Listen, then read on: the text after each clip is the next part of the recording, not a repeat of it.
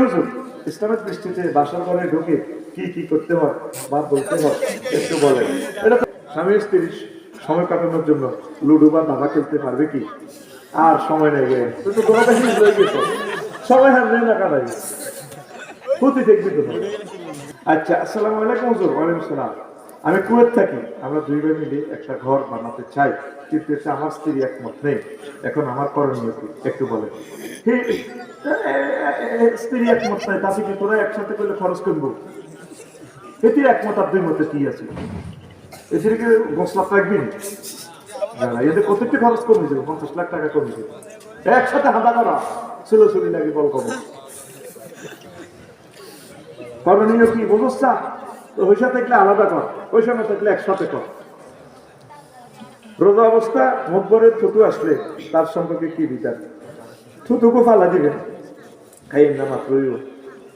আচ্ছা প্রিয় সাহেব, স্বামী স্ত্রী সময় কাটানোর জন্য লুডো বা দাবা খেলতে পারবে কি?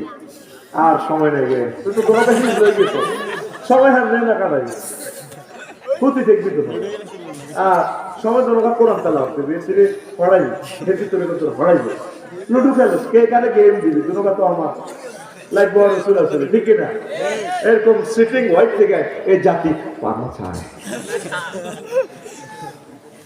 আচ্ছা, আসসালামু আলাইকুম। ওয়ালাইকুম আসসালাম।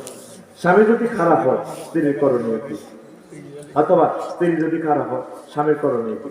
জন করে তো ভালো করে বললে চেষ্টা করবে, আল্লাহর কাছে দোয়া হইব, নামাজের জন্য বলবে। আর এরপর গড় করতে না চাইলে দরবারের মাধ্যমে, কোর্টের মাধ্যমে তারা পৃথক হয়ে যাবে। প্রিয় হুজুর, ইসলামের দৃষ্টিতে বাসর ঘরে ঢুকে কি কি করতে হয় বা বলতে হয় একটু বলেন।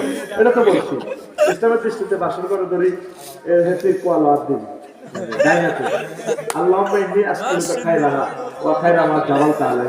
আল্লাহ আমার যত নিয়ামত দিয়েছে দিয়ে বা আমার কাজ আছে, এটা নিজ দায়িত্বে আমাদের ফোন দিয়েছে কই দিয়ে কথা বুঝছো। এভাবে জিকির করতে হবে, কোরআন তেলাওয়াত করবে, দুজনে কত নামাজ পড়ে আল্লাহর সাজদা দিবে, চোখের পানিতে বুক বাসাবে, আল্লাহ আই লাভ ইউ আপনাকে।